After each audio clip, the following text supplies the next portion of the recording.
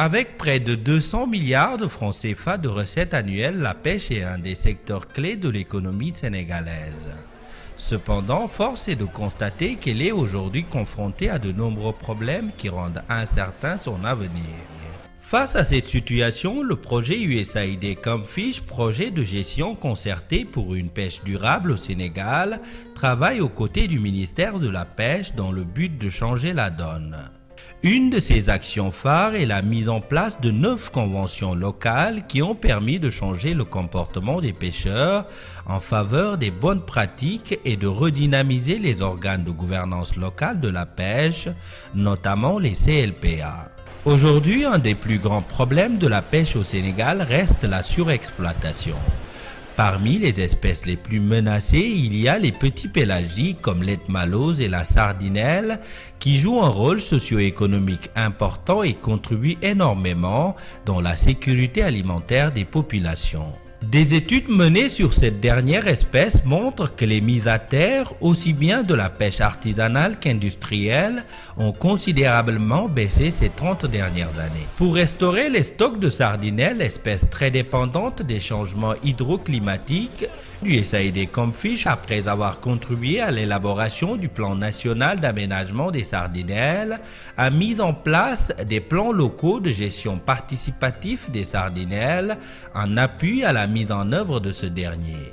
Un plan de gestion participatif est un ensemble de règles d'exploitation des ressources mises en place par les communautés et avec généralement l'appui des services techniques qui permet de promouvoir de bonnes pratiques de pêche pour la restauration de la ressource et des écosystèmes. Ce projet va intégrer l'aspect genre, donc c'est la prise en compte des préoccupations des femmes et l'identification aussi des solutions qui vont être intégrées dans le processus d'élaboration des plans de gestion participatifs sur la sardinelle.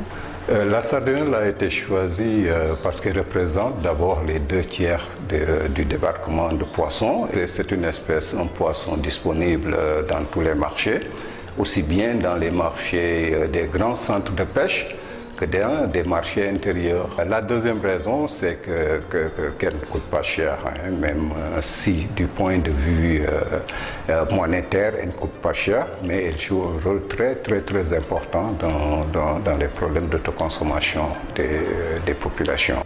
Ces plans de gestion participative des sardinelles couvrent l'ensemble de la zone de distribution nationale de la sardinelle et concernent les conseils locaux de pêche artisanale de la Petite et Grande Côte, du Cap-Vert, de Saint-Louis et de la Casamance.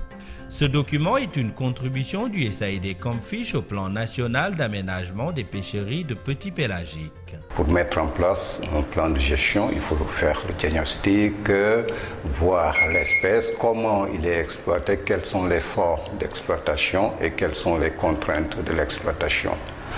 Après le diagnostic, s'ensuit une large concertation entre acteurs, services techniques, services de l'administration décentralisée et communauté à la base. Et ces concertations aboutissent sur la mise en place de règles de gestion. À la suite de ces concertations, un plan de gestion est élaboré. Ça, c'est l'étape qui suit les concertations. Mais aussi, il y a quelque chose qui est important, c'est après la rédaction ou l'élaboration de ce plan de gestion, il y a eu les différents niveaux de validation. Déjà sur le terrain, il a fallu valider avec l'ensemble des acteurs, mais aussi au niveau des CLPA concernés. Donc ces plans ont été validés et ces validations ont été faites à tous les niveaux.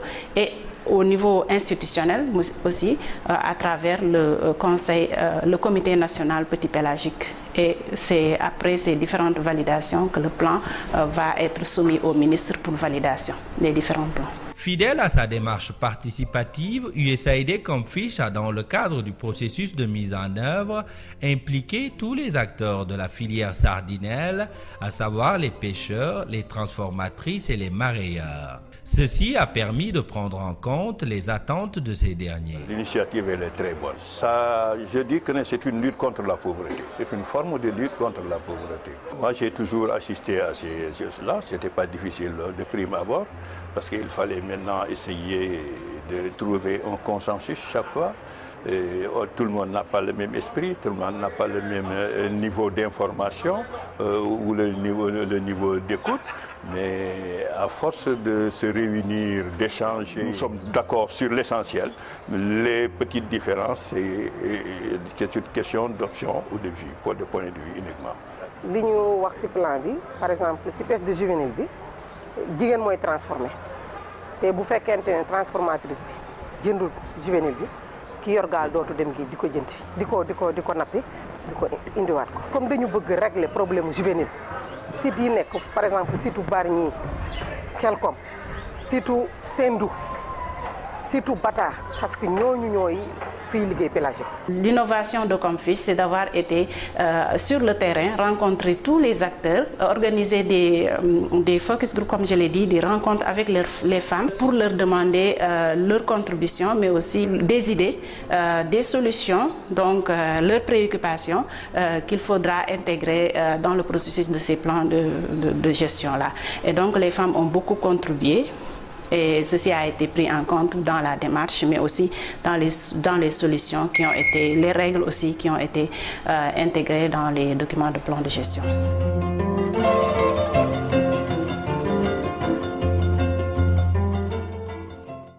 Une fois établi pour chaque localité, un atelier de validation technique est organisé par le Comité national de gestion des petits pélagiques en présence des autorités administratives. La rencontre donne un cachet officiel et consensuel aux documents. Les plans de gestion intégrant les plans d'action ont été validés par les instances de conseil et de coordination des CLPA de chaque zone concernée. Ces documents sont par la suite soumis au ministre des Pêches et de l'Économie maritime pour approbation. 88% des débarquements de sardinelles sont consommés au Sénégal. Elles jouent donc un rôle important dans la sécurité alimentaire des populations, d'où la nécessité de préserver les stocks répartis entre le sud du Maroc jusqu'au sud du Sénégal. Nord, buñ ko daa wax yabay moo tax mais ren ji Yoff nord nañ ba Cooroon li fi yabay dee matul 10 fois te jàppewuñu ko sax ci zone yi. ñun ren ji liñ fi jàpp yabay ñetti yoon lañ fi jàpp yabay si loo xamante ne da nga daan jàpp pratiquement chaque jour ren ji 3 fois te loolu bu amee am na loo xamante ne moo ko waral mooy bateau yi nga xamante ne nii bu lëndëmee boo taxawee fii da ngay gis bateau yi te ñoom jumtukaay yi am ñun amuñu ko te ñoom ni ñuy nappe ñun mënuñu kaa nappe ñoo ñu ëpp ay matukaay ñoo ñu ëpp ay kii te ñu ci béjjin ah bu continuer ni moom du baax si ñun du baax si kenn. feebar bi yëpp moo di ñàkk chambre froide ak ñàkk quai de pêche moo waral yabay bi di fi lambaay benn mais boo xoolee bu ñu amoon fii quai de pêche am ay chambre froide kon bu yabay bi bëree ba bëri bu ñu jëlee li ñu soxla listes dinañu ko mën a stocké ba nga xamante ni bu noor bi weesoo dinañ ko mën a utiliser vert si nawet parce que ñun dañuy soxla yabay noor dañ koy soxla nawet dañ koy soxla cooroon. dimbal leen ñu si yabay bi ngeen utal ñu foo xam ne bu noor ñëwee yabay bi bari nañ ko fa mën a denc nawet bi bu ñëwee ñu di ko génn di si liggéey waaw. gis nga taalaar yi génn nii sax tas bi lañ koy gëti ji fi mu nekk boo amulee yabay tas fu nekk da nga fay dugg téeméer 1000 francs 1500 jar na ko fi démb 9 bi lañ ko jënd te bu sew bi lañ jënd kon ngeen xam ne yabay am na njariñ.